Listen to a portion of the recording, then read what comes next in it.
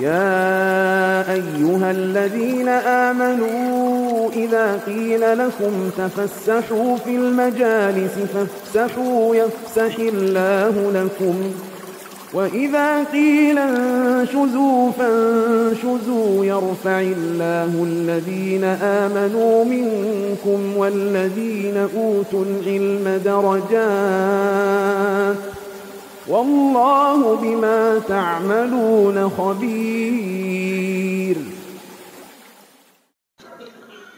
إن الحمد لله نحمده ونستعينه ونستغفره. Sesungguhnya segala puji hanyalah milik Allah Subhanahu wa ta'ala. Hanya kepada Allah lah kita memuji, memohon pertolongan dan meminta ampunan. Wa na'udzu billahi min syururi anfusina wa sayyiati a'malina. Dan kita berlindung kepada Allah Subhanahu wa ta'ala dari kejahatan jiwa dan keburukan amalan kita. May yahdihillahu fala mudilla lahu wa may yudlil fala hadiya lahu. Barang siapa yang Allah Subhanahu wa ta'ala berikan petunjuk, tidak ada yang dapat menyesatkannya. Dan siapa yang telah Allah sesatkan, tidak ada yang dapat memberikan kepadanya petunjuk. Wa asyhadu an la ilaha illallah rabbi wahdahu la syarika lahu wa asyhadu anna Muhammadan abduhu wa rasuluh. Dan aku bersaksi tidak ada yang berhak disembah selain Allah. Allah adalah zat yang Maha Esa, tidak ada sekutu baginya. Dan aku bersaksi bahwa Nabi Muhammad adalah hamba dan utusan Allah. Ya ayyuhalladzina amanu taqullaha haqqa tuqatih wa la tamutunna illa wa antum muslimun. Wahai orang-orang yang beriman, bertakwalah kepada Allah Subhanahu wa ta'ala dengan sebenar-benarnya takwa, dan janganlah kalian wafat kecuali dalam keadaan beragama Islam. Ya ayyuhan nas ittaqu rabbakum. Wahai sekalian manusia, bertakwalah kalian kepada Rabb kalian. Alladzi khalaqakum min nafsin wahidah wa khalaqa minha zawjaha wa batha minhuma rijalan katsiran wa nisaa. Yaitu zat yang telah menciptakan kalian dari jiwa yang satu, kemudian darinya dijadikanlah pasangan hidup, dan dari keduanya Allah Subhanahu wa ta'ala turunkan keturunan yang banyak laki-laki dan wanita. Wattaqullaha alladzi tasaaluna bihi wal arham. Bertakwalah kepada Allah Subhanahu wa ta'ala yang kalian saling meminta dengan menyebut namanya, dan peliharalah silaturahim. Wa may yuti'illah ya ayyuhan nasu ittaqu rabbakum alladzi khalaqakum min nafsin wahidah wa khalaqa minha zawjaha وبث منهما رجالا كثيرا ونساء واتقوا الله الذي تساءلون به والأرحام إن الله كان عليكم رقيبا. Sesungguhnya Allah Subhanahu wa ta'ala Maha mengawasi atas diri-diri kalian. Ya ayyuhalladzina amanu ittaqullaha wa qulu qawlan sadida. Wahai orang-orang yang beriman, bertakwalah kepada Allah Subhanahu wa ta'ala dan ucapkanlah ucapan yang benar. Yuslih lakum a'malakum wa yaghfir lakum dhunubakum. Niscaya dengannya Allah akan perbaiki amalan kalian dan ampuni dosa-dosa kalian. Wa may yuti'illaha wa rasulahu faqad faza fawzan 'azima. Siapa yang taat kepada Allah dan Rasulnya, sungguh dia telah mendapatkan kemenangan yang besar. I'lamu fa inna asdaqal hadithi kitabullah. Ketahuilah sesungguhnya ucapan yang paling benar adalah kitabullah, firman Allah Subhanahu wa ta'ala. Wa khairal hadi hadi Muhammadin sallallahu alaihi wasallam. Dan sebaik-baik petunjuk adalah petunjuk Nabi Muhammad sallallahu alaihi wasallam. Wa syarrul umuri muhdatsatuha. Dan seburuk-buruknya amalan adalah yang dibuat-buat. Wa kullu muhdatsatin bid'ah. Dan setiap amalan yang dibuat-buat itu adalah kebid'ahan. Wa kullu bid'atin dhalalah. Dan setiap kebid'ahan itu sesat. Wa kullu dhalalatin finnar. Dan kesesatan itu tempatnya adalah di neraka. Amma ba'du. Bapak dan Ibu yang dimuliakan oleh Allah Subhanahu wa ta'ala, khutbatul hajah adalah permulaan yang sering dibaca di dalam khutbah ataupun muhadharah, ceramah. Biasanya mayoritas akan membacakan tanpa menerjemahkan. Tapi pekan ini saya menyadari ada sesuatu yang rasanya kurang lengkap. Karena ketika membahas di kajian ibu-ibu di hari Rabu dan di beberapa tempat, ternyata mayoritas tidak memahami makna dari khutbatul hajah itu. Sehingga penyampaian di awal akan terasa kurang maksimal jika justru mayoritas tidak memahami maknanya. Khutbatul hajah ini sekitar 2 menit kalau dalam bahasa Arab saja, yang mana berisi nasihat yang sangat luar biasa sekali. Maka di saat tidak difahami, kemanfaatannya ini akan dirasa kurang maksimal. Oleh sebab itu kenapa tadi kita coba terjemahkan secara makna dari khutbatul hajah yang biasa kita sampaikan. Mungkin ke depannya akan selalu kita coba terjemahkan baik di dalam khutbah ataupun di dalam ceramah, agar nasihat mulia yang disampaikan oleh Nabi SAW di dalam khutbatul hajah itu dapat dipahami oleh semua yang hadir, baik di dalam khutbah Jumat ataupun di dalam muhadharah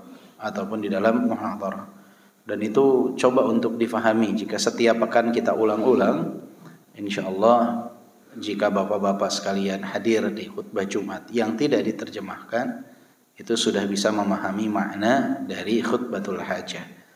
Karena dengan pengulangan insyaallah seseorang akan lebih mudah untuk mengingat.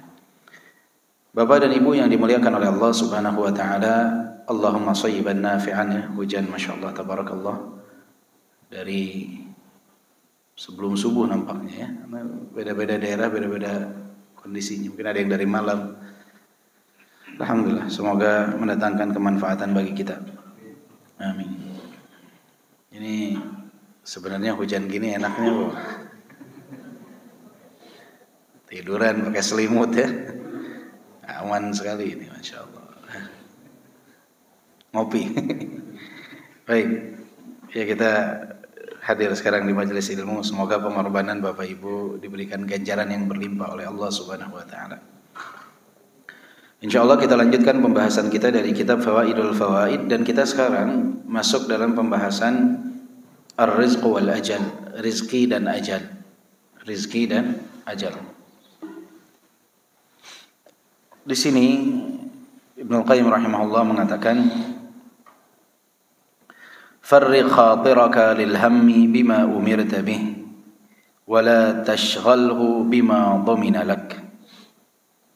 Fokuskan pikiranmu tentang apa yang Allah Subhanahu wa taala perintahkan atas dirimu, dan jangan menyibukkan untuk sesuatu yang Allah Subhanahu wa taala telah jaminkan untukmu. Fa inna rizqa wal ajal qarinani madmunan. Karena sesungguhnya rizki dan ajal adalah 2 perkara yang telah dijaminkan. Famadama al-ajalu baqiya kana ar-rizqu atiya. Selama ajal belum datang, maka rizki akan selalu menghampiri.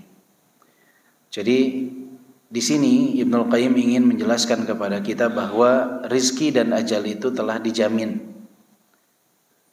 Rizki dan ajal itu telah dijamin. Maka kita jangan terlalu fokus kepada apa yang telah dijaminkan. Fokuslah kepada apa yang kita diperintahkan oleh Allah Subhanahu wa taala. Ya. Fokus kepada apa yang diperintahkan oleh Allah Subhanahu wa taala. Dan itu perkataan para ulama terdahulu. Sama, serupa. Alimtu anna rizqi la ya'khudhuhu ghairi fatma'anna qalbi. Aku tahu rizkiku itu tidak ada yang dapat mengambilnya, maka hatiku pun menjadi tenang. Jangan khawatir, rizki kita nggak ada yang dapat mengambil. Mau kompetitor kita, mau pesaing kita, mau siapapun, tidak ada yang dapat mengambil kita. Alimtu anna rizqi la ya'khudhuhu ghairi fatma'anna qalbi. Wa alimtu anna amali la yaf'aluhu ghairi fashtaghaltu bihi. Dan aku tahu amalanku tidak ada yang dapat melakukannya kecuali diriku, maka aku sibukkan diri untuk beramal. Jadi amalan kita nggak ada yang dapat melakukannya kecuali kita. Tidak ada yang dapat melakukan kecuali kita. Nggak bisa orang melakukan tiba-tiba dikirimkan kepada kita masih hidup, masih sehat. Nggak ada. Ada beberapa amalan yang bisa dikirimkan di saat kita telah wafat, terbatas. Tetapi secara umum setiap orang akan menanggung apa yang dia perbuat. Maka di saat seseorang sadar bahwa amalan dia itu dia yang melakukannya, tidak bisa dilakukan oleh orang lain, maka dia akan menyibukkan diri untuk itu. Dan ketika dia tahu bahwa rezekinya nggak akan ada yang dapat mengambil, siapapun tidak ada yang dapat mengambil rezekinya, kompetitornya nggak ada. Maka kalau ada toko, misalkan toko listrik sebelahan dengan toko listrik, tidak perlu khawatir. Karena apa? Toko A tidak dapat mengambil rezekinya toko B, nggak akan tertukar. Karena rezeki itu sudah tertakar, tidak akan tertukar. Kita lihat kalau disebutnya di kita kalau tidak salah pasar persaingan sempurna ya. Tokonya sama semua. Coba datang ke Tanah Abang misalkan bagian bahan-bahan semua ada rezekinya, Masya Allah tabarak. Semua ada rezekinya. Semua sudah diatur. Jadi kata Ibnu Qayyim rahimahullah, fokuskan dirimu kepada apa yang engkau diperintahkan atasnya. Jangan memikirkan terlalu mendalam, menyibukkan diri dengan sesuatu yang sudah terjamin.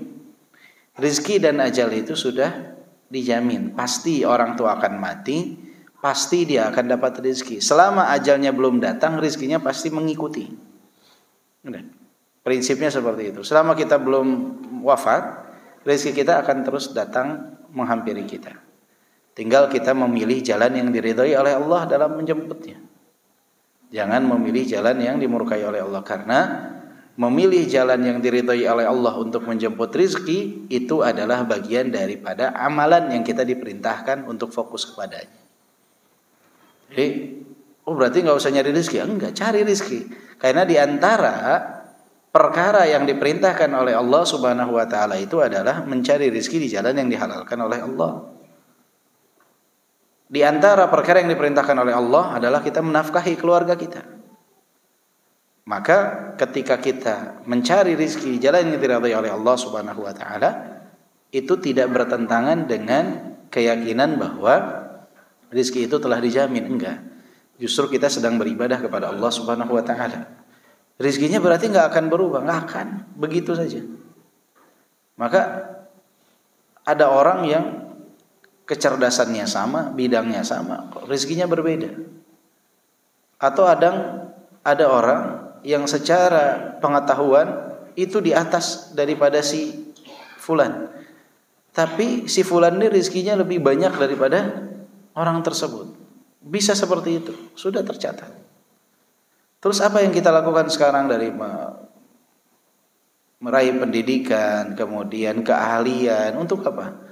Untuk berusaha mencari rizki dengan cara yang diridhoi oleh Allah Subhanahu Wa Taala.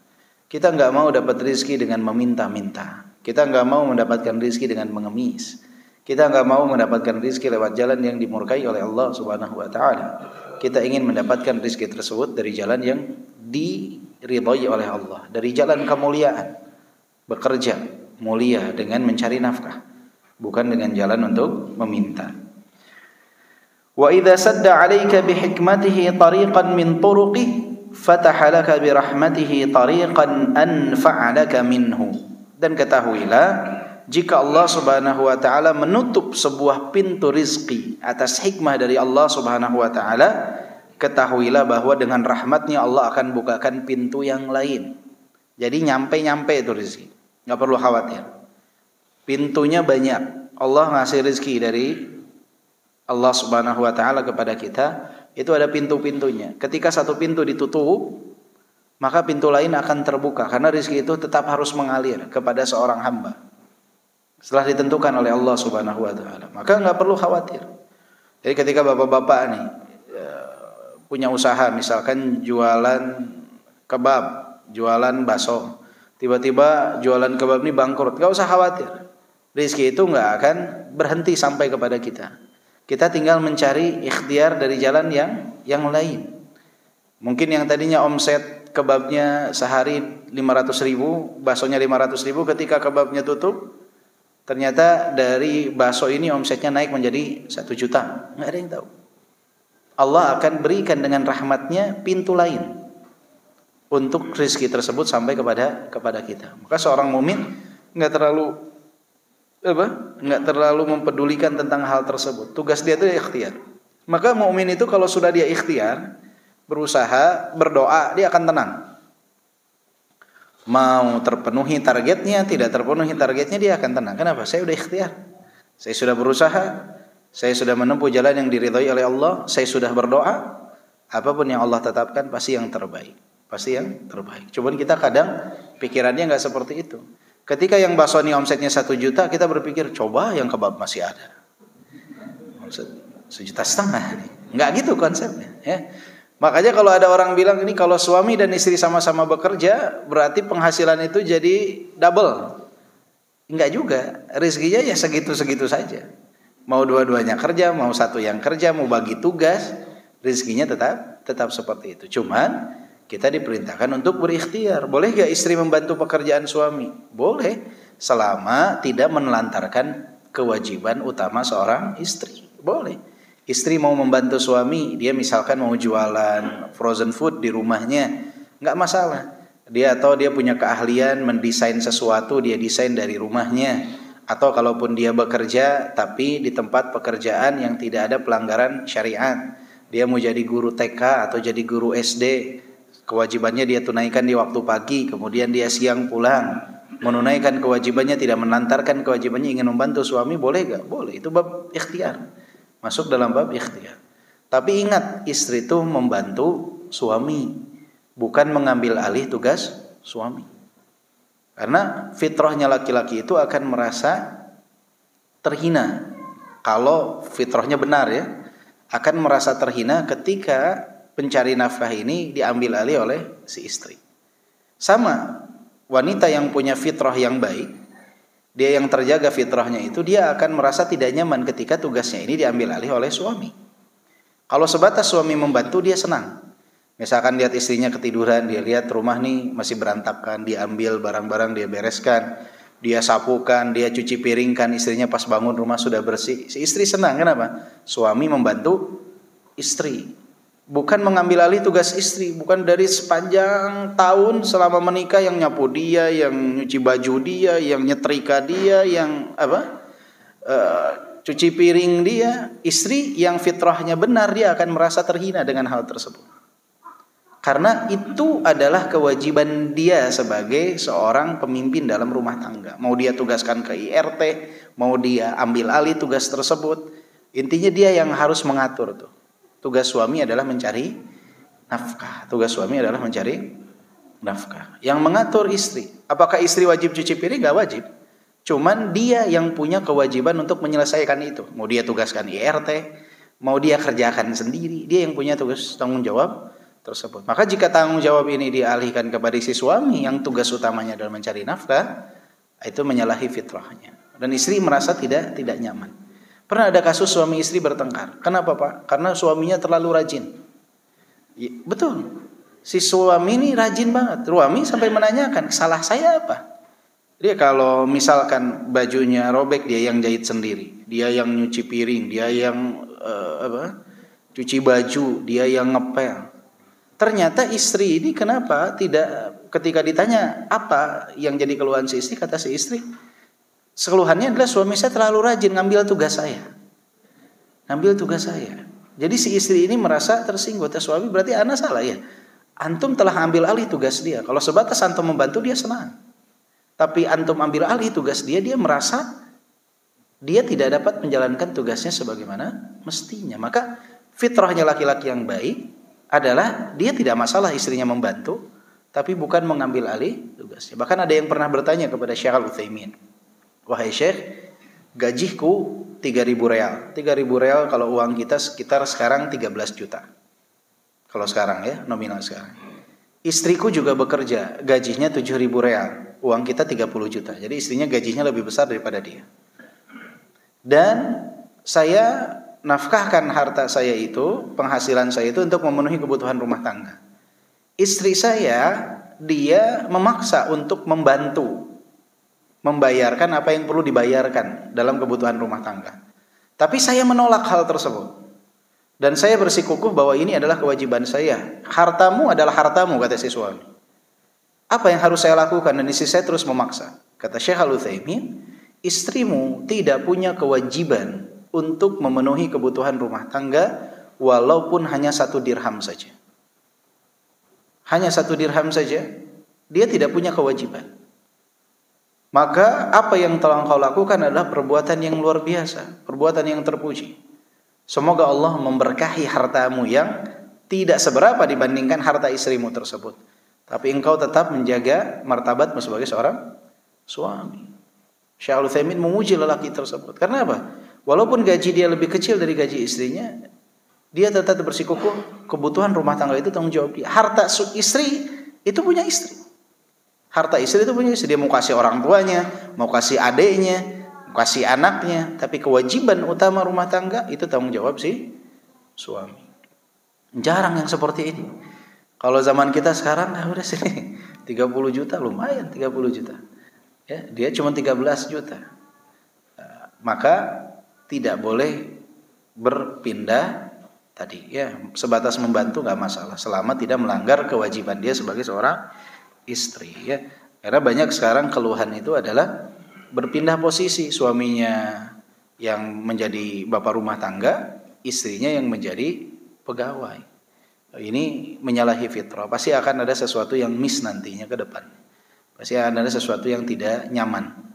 Ada sesuatu yang tidak nyaman. Dan ibu-ibu sangat tahu hal tersebut ya. Wanita Pak, mayoritas ketika dia memiliki sesuatu yang lebih dari suami, suatu saat akan mudah untuk diungkit. Akan mudah untuk diungkit. Kalau dia punya mobil di rumah nih, mobilnya dia, misalnya saat ribut, dia bakal bilang mobil siapa? Wanita. Ini rumah siapa? Tapi beda dengan laki-laki, biasanya jarang mengungkit hal tersebut. Fitrahnya wanita itu mudah, dengan perasaannya dia akan mengungkit hal-hal tersebut yang mungkin bisa menyakiti hati pria. Saya pernah memediasi 2 orang suami istri, baru datang dia bilang, ini tolong ya Ustadz, ketahuin nih mobil saya. Kata si istri, belum cerita apa-apa, udah langsung nih mobil saya. Jadi subhanallah, itulah wanita. Itu adalah wanita. Maka fitrah tersebut ada tugas-tugasnya, jangan sampai disalahi. Baik. Fata'ammal halal janin ya'tihi qada'uhu wa huwa ad-dam min tariqin wahidatin wa huwa as-surrah.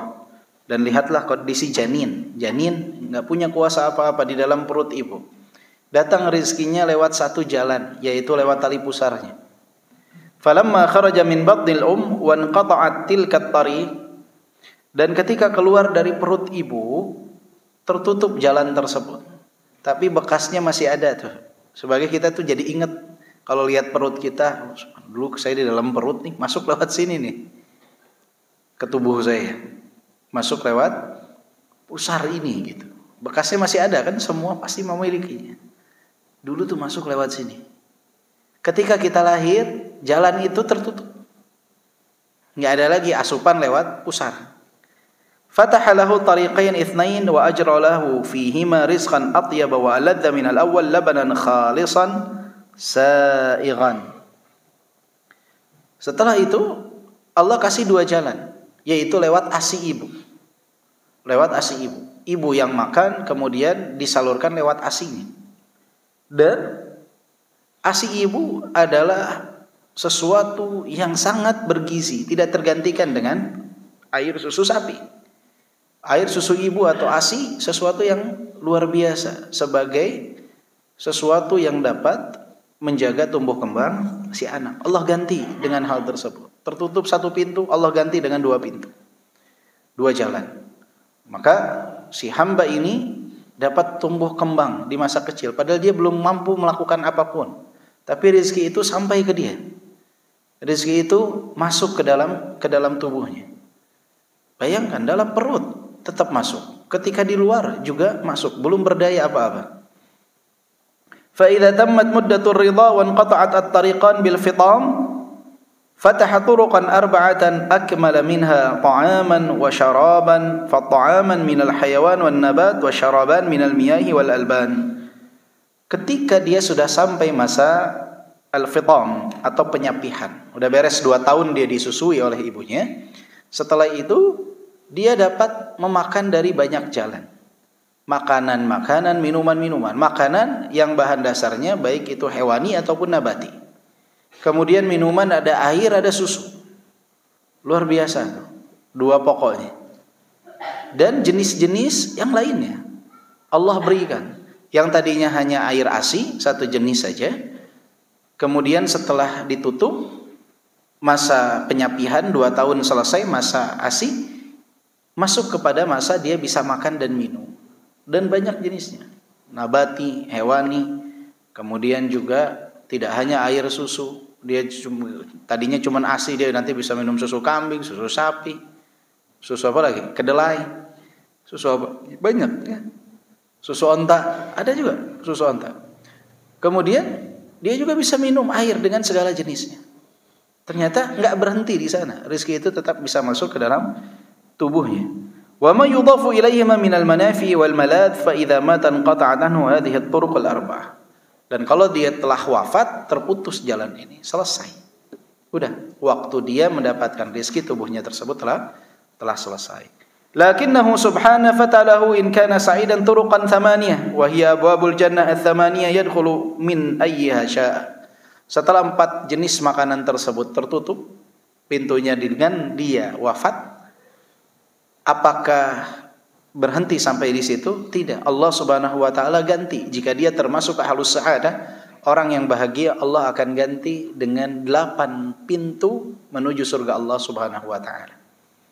Pintu surga ada 8. Jadi ketika dia tertutup dari 4 hal tadi, makanan hewani, nabati, susu dan air dan segala jenisnya, ketika dia wafat, jika dia termasuk ahlus sa'adah, Allah telah menyiapkan 8 pintu bagi dia untuk dia masuk ke dalam surga yang di dalamnya segala kenikmatan dapat dia raih.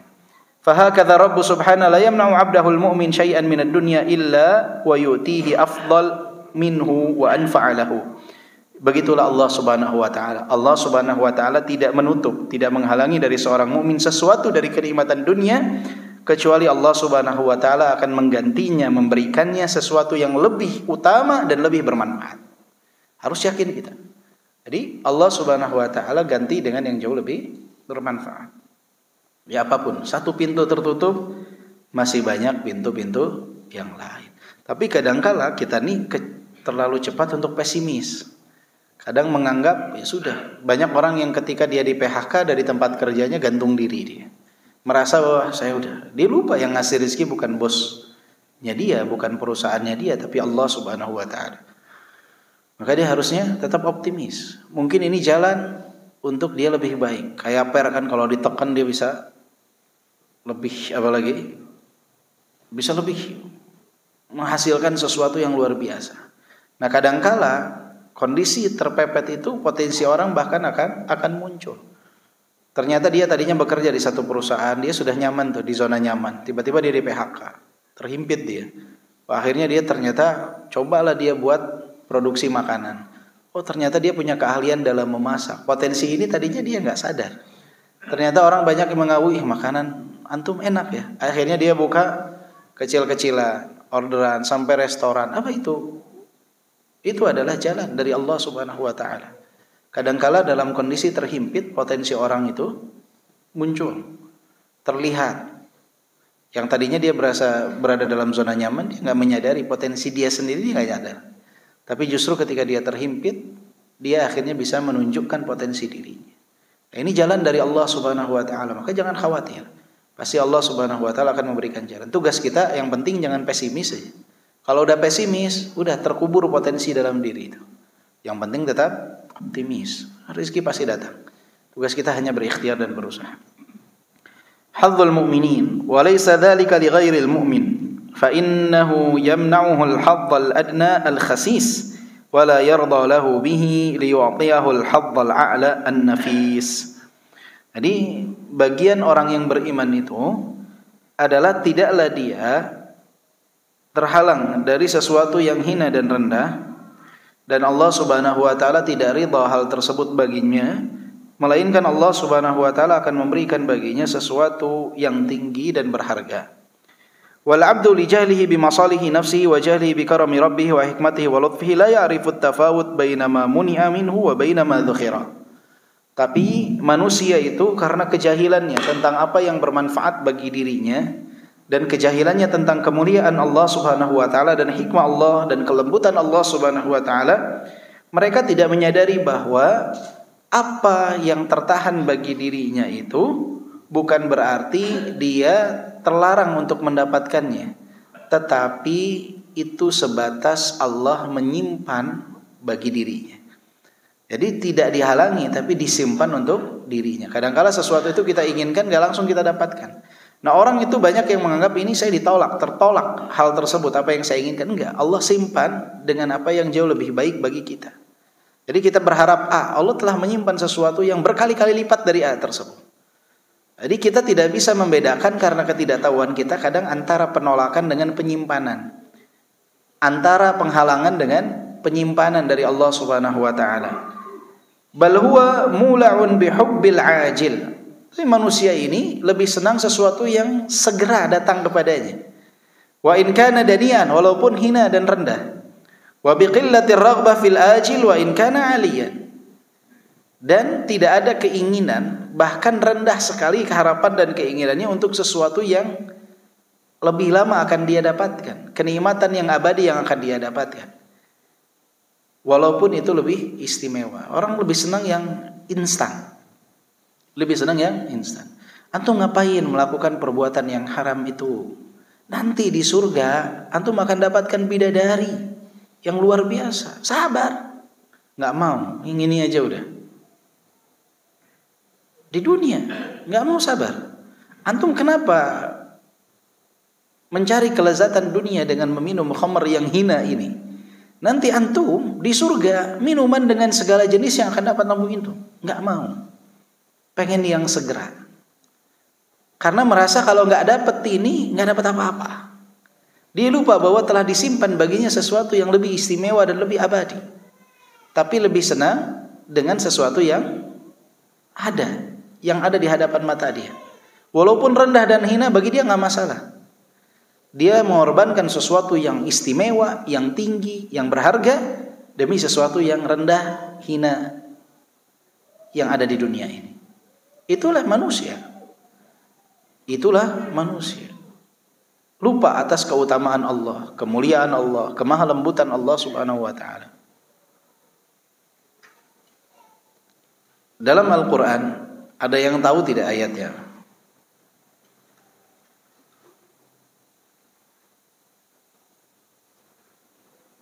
Manusia mencintai sesuatu yang ajil. Ada yang ingat ayatnya? Hibbunal akhirah.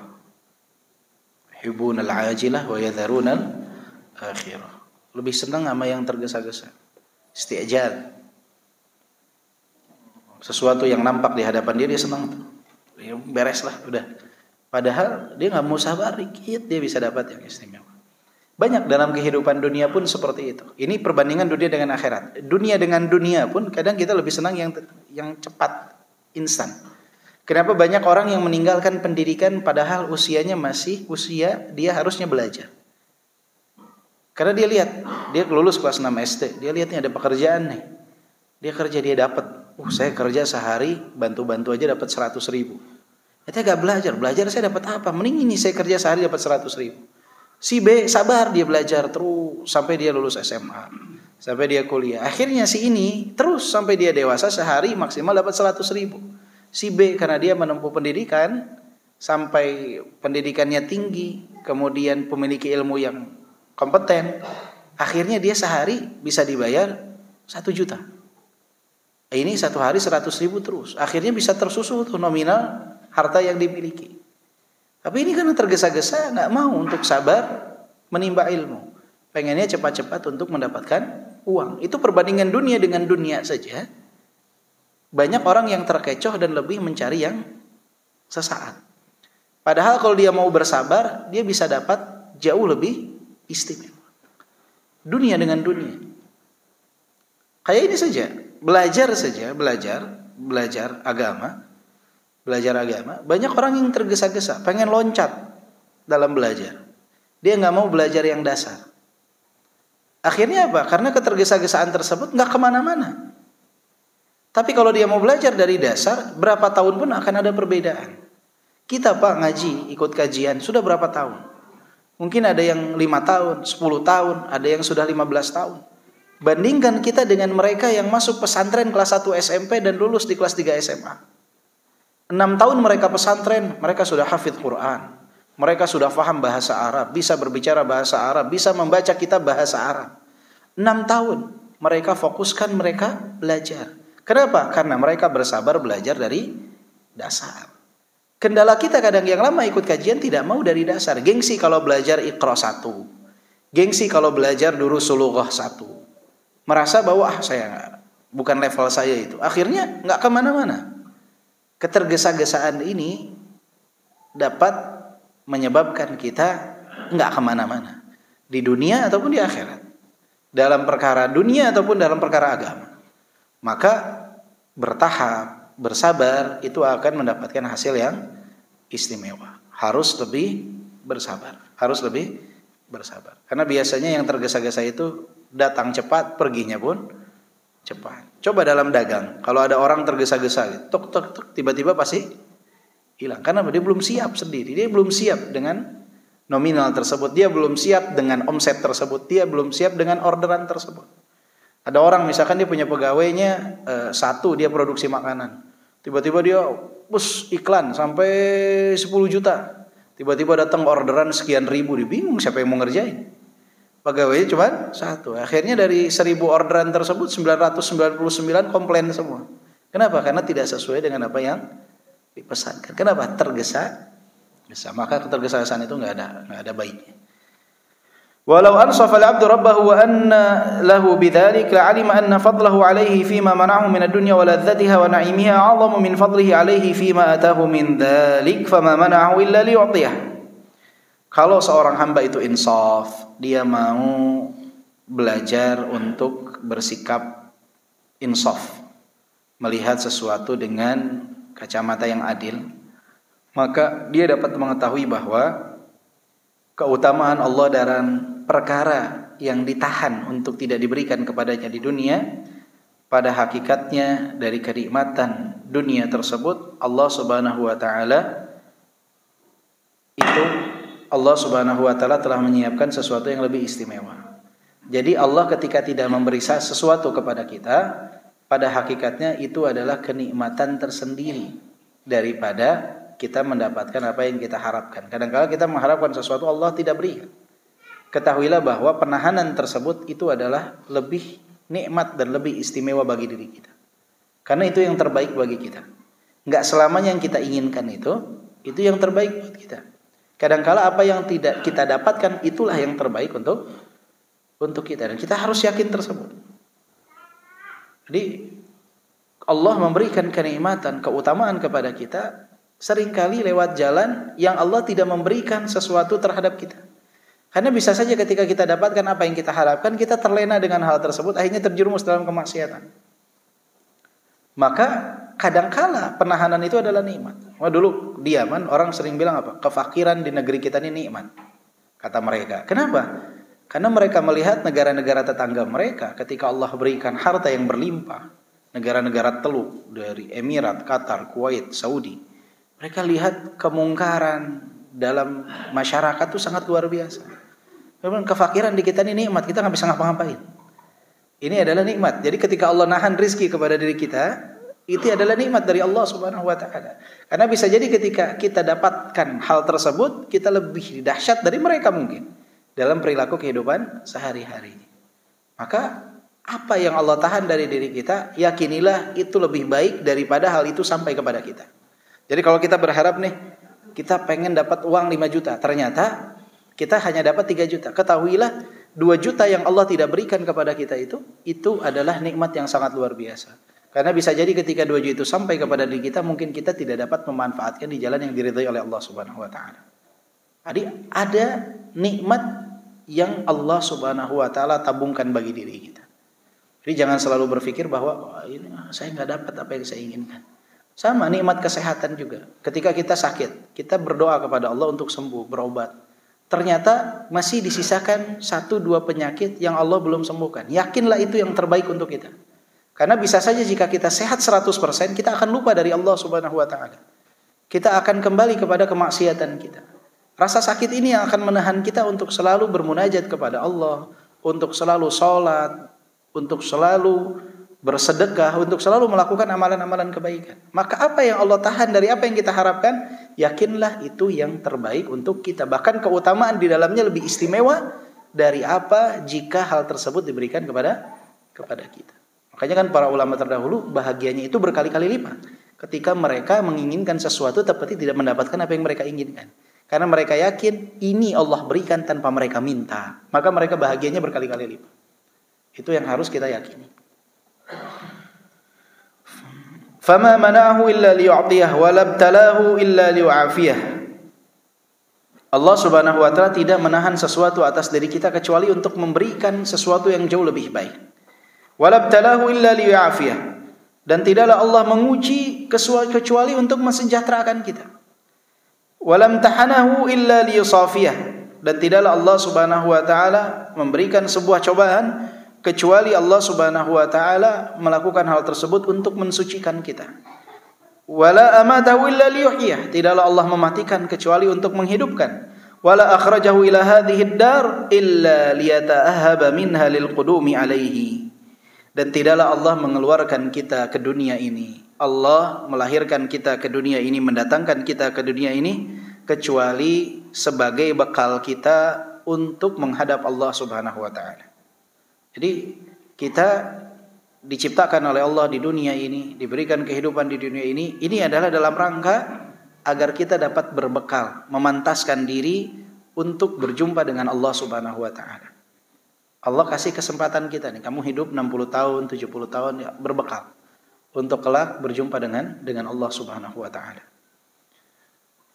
Kita sedang berpikir, ngapain saya hidup di dunia ini?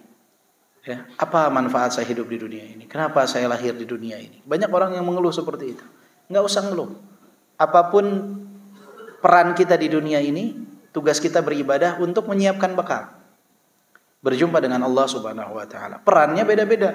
Ada yang jadi peran si kaya, peran si miskin, peran si pejabat, peran rakyat. Ada yang peran sebagai suami, ada yang berperan sebagai istri, ada yang berperan sebagai anak, ada yang berperan sebagai orang tua. Perannya banyak-banyak. Kadang satu orang punya beberapa peran. Tugas dia dalam setiap peran tersebut beribadah kepada Allah, menambah bekal, mempersiapkan diri untuk melayakkan diri berjumpa dengan Allah Subhanahu wa taala. Allah kasih kesempatan kepada kita untuk hal tersebut. Waliyuslakat tariq al-musalah ilaihi. Waliyaslakat tariq al-musalah ilaihi.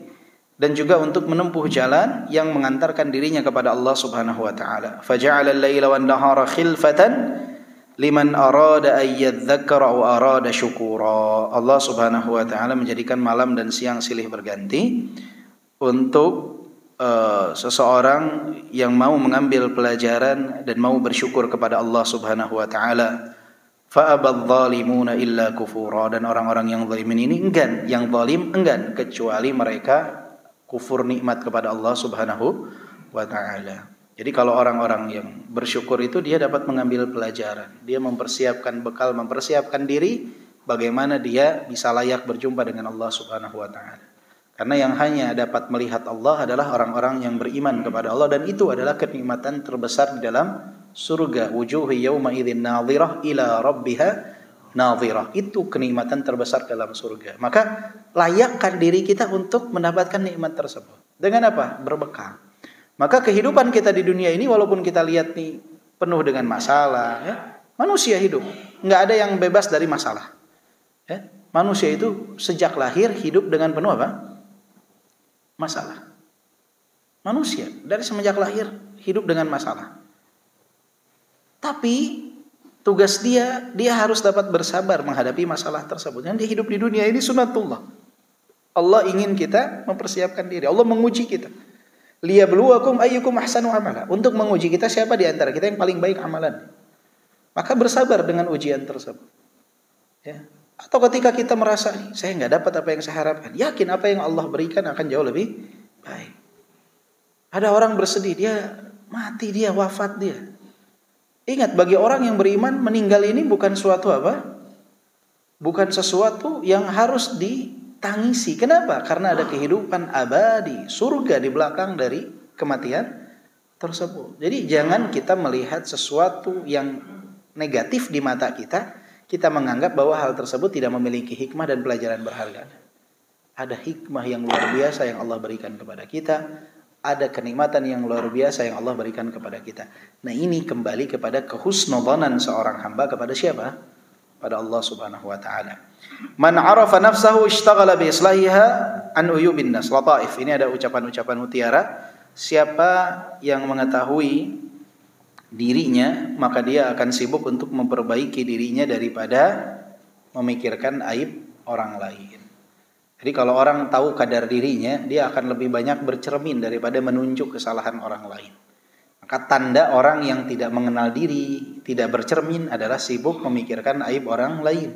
Si fulan. Dia lupa untuk bercermin melihat dirinya. Maka dirinya ini juga manusia yang penuh dengan aib, yang perlu perbaikan diri. Man 'arafa rabbahu ishtaghala bihi an hawa nafsi. Siapa yang mengenal Rabbnya, maka dia akan sibuk ishtaghala bihi an hawa nafsi. Akan sibuk untuk apa? Menahan hawa nafsunya. Siapa yang mengenal Allah? Mengenal Allah Maha mengawasinya. Allah akan memberikan ganjaran bagi yang dapat menahan hawa nafsunya. Allah akan menghukum mereka yang tidak dapat menahan hawa nafsunya. Dia tenang, mengenal Allah dengan asma dan sifat Allah, maka dia akan mengontrol hawa nafsunya tersebut, jangan sampai mendatangkan kemurkaan Allah Subhanahu wa taala. Anfa'ul amal an taghiba fihi 'anil nasi bil ikhlas wa 'an nafsika bi syuhudil minnah fala tara fihi nafsak wa la taral khalqa. Ini luar biasa. Anfa'ul amal, amalan yang paling bermanfaat, antaghiba fihi 'anin nasi bil ikhlas, berusaha untuk menjauh dari manusia dengan keikhlasan. Jadi amalan yang paling bermanfaat itu adalah seseorang berusaha untuk mengikhlaskan amalan dengan menjauh dari pandangan manusia. Tidak ingin dipuji, disanjung oleh manusia, dilihat oleh manusia, didengar oleh manusia. Itulah amalan yang paling bermanfaat. Adalah di saat seseorang berusaha untuk menyembunyikan amalannya dari pandangan manusia. Wa an nafsika bi syuhudil minnah. Dan amalan yang paling bermanfaat itu ketika seseorang menyadari bahwa amalannya tersebut itu tidak disandarkan kepada dirinya, tetapi disandarkan kepada Allah Subhanahu wa taala. Bahwa ini semua adalah anugerah dan kenikmatan dari Allah. Ini semua adalah anugerah dan kenikmatan dari siapa? Dari Allah Subhanahu wa taala. Maka kalau seseorang dalam beramal ingin dilihat oleh orang lain, dan ketika beramal merasa bahwa dialah yang telah beramal atas jasa dia, atas kemampuan dan kekuatan dia, amalan ini akan hancur. Akan gagal. Karena dia tidak menyadari kenikmatan dia untuk beramal ini adalah berasal dari Allah Subhanahu wa taala. Fala tara fi nafsika wala taral khalq. Fala tara fi nafsika wala taral khalq. Maka janganlah engkau menyandarkan amalan itu kepada dirimu, dan janganlah engkau melakukan amalan untuk dilihat oleh manusia. Itu kuncinya. Ya. Ma la yakunu billahi la yakun. Segala sesuatu tanpa pertolongan Allah tidak akan pernah terjadi. Mau kita tahu ilmunya, kuat badan kita melakukannya, kalau Allah tidak izinkan gak akan terjadi itu amalan.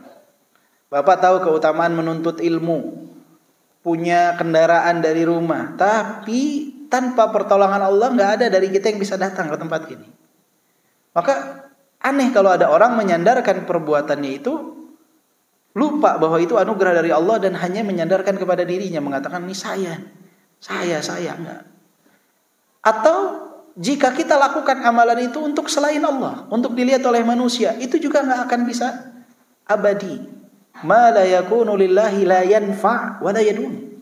Segala sesuatu kalau bukan karena Allah nggak manfaat, sia-sia. Makanya disebut anfa'ul amal an taghiba 'anin nas bil ikhlas. Amalan yang paling bermanfaat itu engkau berusaha menjauh dari pandangan manusia dengan keikhlasan. Seperti orang yang berjalan di atas pasir, bekasnya kelihatan, suaranya enggak kedengeran. Ma la yakunillah la yanfa'. Kalau sesuatu tanpa jika bukan karena Allah enggak manfaat. Karena manusia enggak manfaat, capek-capek doang. Wala yadum, dan enggak akan selamanya. Yang abadi itu yang karena Allah Subhanahu wa taala. Bapak dulu nikahin istri karena cantik. Istri udah 60 tahun. Bohong kalau suami masih bilang kamu semakin hari semakin cantik. Sudah berkeriput. Kecantikan itu akan luntur dengan faktor usia. Tapi kalau mencintai istri karena Allah Subhanahu wa taala, kecintaan itu akan tetap ada walaupun istri sudah 70 tahun, 80 tahun.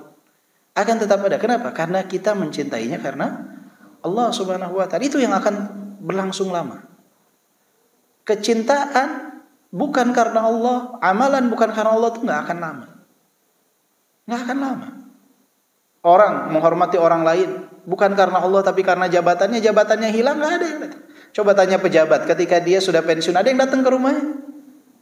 Mayoritas nggak ada. Mungkin 1-2 yang memang datang dengan keikhlasan, mencari keridhaan Allah Subhanahu wa taala. Ketika dia sudah tidak menjabat pun dia akan datang. Kenapa? Karena Allah Subhanahu wa taala. Keluarganya yang dia tahu keutamaan silaturahim, kewajiban silaturahim akan tetap datang. Tapi orang yang asas manfaat bukan karena Allah kedatangannya, apakah ketika jabatannya telah hilang akan tetap datang? Nggak ada, nggak akan ada yang abadi. Kalau bukan karena Allah Subhanahu wa taala. Malah fahami 2 hal ini. Ma la yakunu billahi la yakun, wa ma la yakunu lillah la yanfa' wa la yadum. Itu kata Syekhul Islam. Segala sesuatu tanpa pertolongan Allah nggak akan terjadi, dan segala sesuatu kalau bukan karena Allah tidak akan manfaat dan tidak akan abadi. Ma la yakunu billah la yakun, wa ma la yakunu lillahi la yanfa' wa la yadum. Allahu a'lam bis-shawab. Ada pertanyaan?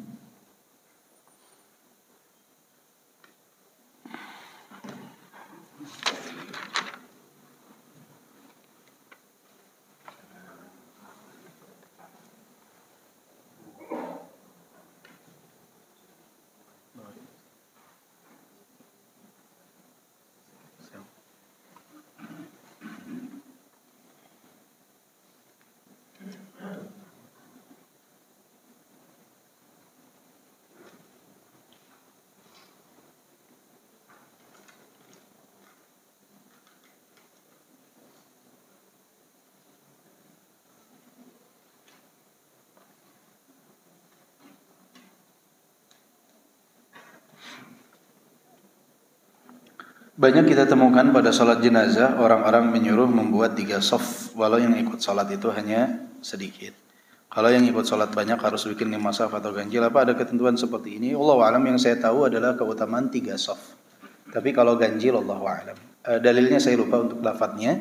Tetapi memang dalam sholat jenazah afdalnya dibuat dalam 3 shaf. Jadi selama masih bisa dibuat 3 shaf, afdalnya dibuat 3 shaf. Selama masih bisa 3 shaf, 3 shaf. Tapi kadang jumlah jamaah banyak, ya sudah sesuai saja dengan jumlah dan kapasitas masjid. Tetapi yang saya tahu keutamaan 3 shaf. Karena dulu orang melaksanakan sholat jenazah itu nggak di dalam masjid. Orang melaksanakan sholat jenazah itu di tanah lapangan terbuka, musalla. Seperti tempat pelaksanaan sholat id di tanah terbuka. Dulu itu orang kalau sholat jenazah seperti itu. Dan sekarang juga di Timur Tengah, itu mereka kalau sholat jenazah kayak di Yaman itu rata-rata di tanah lapang. Jadi mereka bawa jenazahnya di tanah lapang, sebelum kuburan mereka nyolatkan. Jadi untuk membuat 3 shaf itu sangat mungkin karena tanah lapang ya. Jadi mereka nggak menyolatkan di dalam masjid, tidak menyolatkan di dalam masjid rata-rata. Makanya Rasulullah juga ketika menyolatkan Najasyi, sholat ghaib untuk Najasyi itu nggak sholat di dalam Masjid Nabawi, tapi sholatnya di tempat biasa Nabi sholat istisqa dan sholat id, yang sekarang menjadi Masjid Al-Ghamamah kalau di Madinah, lokasi tersebut. Jadi Nabi sholat kepada Najasyi di lokasi itu, sholat ghaib kepada Najasyi di lokasi tersebut. Cuman ya kalau kita di Indonesia kan kurang familiar. Jangan juga nanti kalau ada yang meninggal Bapak simpan di rumah. Susah. Kecuali kalau semuanya udah paham tentang hal tersebut ya. Jadi jangan sampai menimbulkan fitnah dan omongan yang aneh-aneh nanti.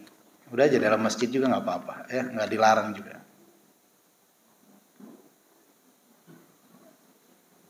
Izin bertanya, apakah rizki bisa memperpanjang ajal? Saya bingung. Intinya Pak, kalau rizkinya masih ada, ajalnya nggak datang. Kalau ajalnya belum datang, berarti rizkinya masih ada. Karena Rasulullah bersabda, Pak, Inna nafsan lan tamuta hatta tastawfiya rizqaha. Tidak ada satu jiwa yang mati kecuali telah dia dapatkan semua rizkinya. Nggak ada. Kecuali dia telah dapatkan semua rizkinya. Yang dapat memperpanjang ajal atau usia seseorang itu apa? Contohnya silaturahim, itu dapat memperpanjang rizki dan ajal. Rizkinya akan ditambahkan, ajalnya akan dipanjangkan. Silaturahim itu salah satu perkara yang memanjangkan ajal. Apakah berarti dalam Lauhil Mahfuz ada perubahan tentang ajal dia ketika dia silaturahim? Tidak. Penafsirannya itu ada dua. Yang pertama, bukan pada apa yang tercatat dalam Lauhil Mahfuz, tapi apa yang tercatat pada catatan malaikat itu yang berubah. Itu yang berubah. Penafsiran yang kedua adalah usianya sama tapi lebih berkah. Artinya dengan usia yang sama tersebut dia lebih bisa melaksanakan banyak amalan. Berkah usia. Usianya sama tapi berkah. Waktunya sama tapi berkah. Dan keberkahan ini biasanya beriringan dengan ketaatan. Betul gak? Contoh aja, simpelnya, Bapak baca Quran 1 jam. Bisa 1 juz, serasa lama, terasa bentar. Berkah waktu ini kayaknya gak habis-habis ya. Coba scroll handphone 1 jam. Udah beres lagi 1 jam. Cepat waktu. Tandanya apa? Yang pertama ini berkah. Ngaji udah lama, tapi waktu masih banyak nih. Berkah waktunya, karena diisi dengan ketaatan. Tapi kalau diisinya dengan hal-hal yang gak manfaat, bentar. Coba orang main game. Terasa bentar, terasa lama waktu. Bentar. Terasa sebentar. Tapi kalau dia bekerja, dia beribadah, terasa panjang nih waktu. Berkah. Berkah waktu.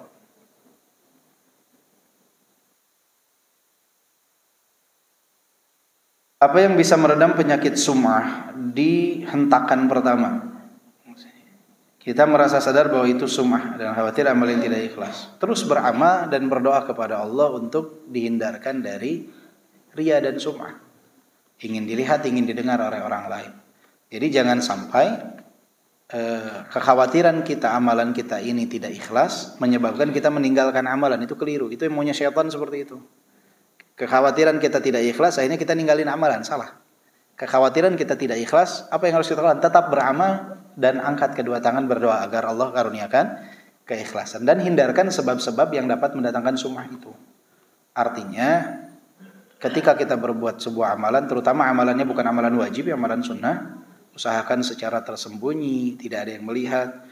Innallaha yuhibbul 'abdat taqiyal ghaniyal khafi. Allah mencintai hamba yang bertakwa, yang memiliki kekayaan hati dan yang berusaha menyembunyikan amalannya dari manusia. Jadi apa sebab-sebabnya? Ya kita hindari hal tersebut. Ini kayaknya kalau saya melakukan ini orang bakal dengar. Ya udah saya cari di tempat lain untuk beramal. Tapi jangan pernah menghentikan amalan karena kekhawatiran sum'ah.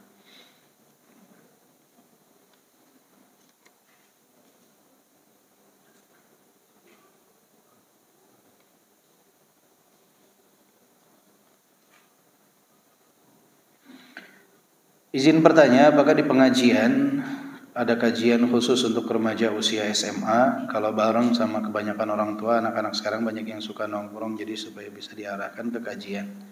Dulu ada, kita pernah buat dulu di Masjid Ibrahim Halil, pengajian pemuda. Yang hadir banyak anak-anak muda sekitar 50 orang.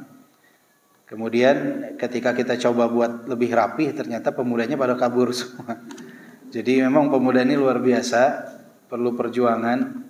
Kadang suka dibuat Bu, cuman ini nggak tahu Bapak atau Ibu, tapi suka Pak, kadang memang sulit ya, kadang memang sulit. Sempat kepikir juga untuk bekerja sama dengan SMA kan suka ada remaja masjid SMA itu, untuk mengundang mereka. Cuman sampai sekarang, kemarin sempat beberapa bulan yang lalu ada kajian khusus pemuda di Masjid At-Taqwa Pekojan. Sempat 1 kali, ternyata ya tadi untuk mengistiqomahkan pemateri untuk datang agak susah. Jadi kita punya keterbatasan waktu, kita sanggup cuma sebulan sekali. Ternyata untuk pekan-pekan yang lainnya nggak ada yang mengcover, juga akhirnya hilang lagi. Memang perlu ada kerjasama antara seluruh elemen, tidak hanya 1-2 orang. Ya bagus juga kalau misalkan ada di sini dibuat kajian khusus pemuda juga 1 hari, hari Sabtu atau hari apa orang datang, itu juga sesuatu yang bagus. Ada pesantren yang di bawah pembinaan anak-anak enggak? Tidak ada pesantren di bawah pembinaan. Cuman sempat mengajar di Arisala dan rekomendasi bagus juga di Pondok Arisala di daerah Ciapus. Boleh tidak minta nomor untuk sekalian bertanya persoalan belum dipahami? Boleh. Nomor anak 0812 90 10 10 33. Tafadhalu kalau ada yang mau bertanya, ada yang mau diskusikan, ahlan wa sahlan ya. Ahlan wa sahlan, selama ada waktu kosong insyaallah ana jawab. 0812 90 10 10 33. Mudah nomornya insyaallah ya. 0812 90 10 10 33.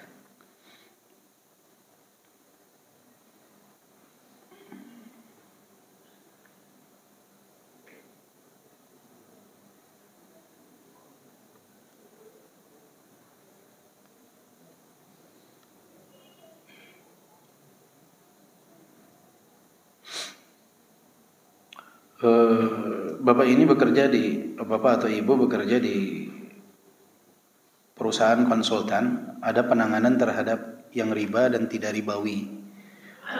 Apakah saya tetap berdosa? Saya masih mengerjakan proyek ribawi walaupun saya digaji bukan dari proyek tersebut. Masuk dalam ta'awun 'alal itsmi wal 'udwan, tolong menolong dalam perbuatan dosa walaupun tidak mengambil gaji. Ini apalagi berarti membantu praktek ribawi dengan ikhlas. Jadi ya, misalkan kita mendesain pamflet perusahaan ribawi misalkan, kemudian kita share hal tersebut, orang banyak yang tergiur dengan pamflet itu, maka itu sama dalam tolong menolong dalam perbuatan dosa. Saran saya, apalagi Bapak atau Ibu ini punya keahlian, saya lihat sebagai orang yang bekerja di perusahaan konsultan, insyaallah berusaha untuk mencari tempat bekerja yang tidak bersangkut paut dengan hal ribawi. Insyaallah Allah akan kasih dan lapangkan rezeki tersebut untuk Bapak ya. Bismillah untuk mulai mencari tempat yang diridhoi oleh Allah Subhanahu wa taala. Karena riba ini ngeri, ada 72 pintu. Dosa paling ringan dari riba, dosa paling ringan dari riba itu setara dengan dosa paling tinggi dari zina. Zina yang paling parah itu kan seseorang berzina dengan ibu kandung. Sedangkan dosa paling ringan dari riba itu apa? Seperti seseorang berzina dengan ibu kandung. Bisa dibayangkan. Dosa terendah dari riba itu setaraf dengan dosa tertinggi dari zina. Riba ini luar biasa.